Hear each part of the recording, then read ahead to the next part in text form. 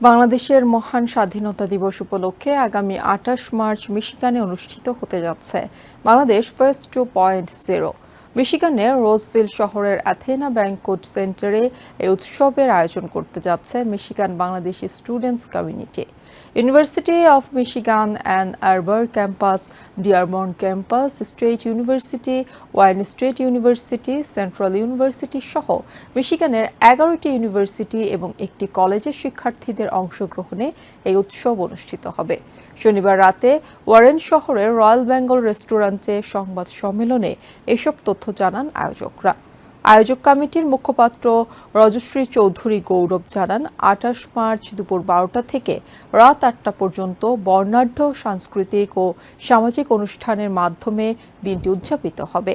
প্রবাসে বেড়ে ওঠা নতুন প্রজন্মের কাছে বাংলাদেশের মুক্তিযুদ্ধের ইতিহাস ও দেশীয় ঐতিহ্য তুলে ধরাই এই আয়োজনের মূল লক্ষ্য।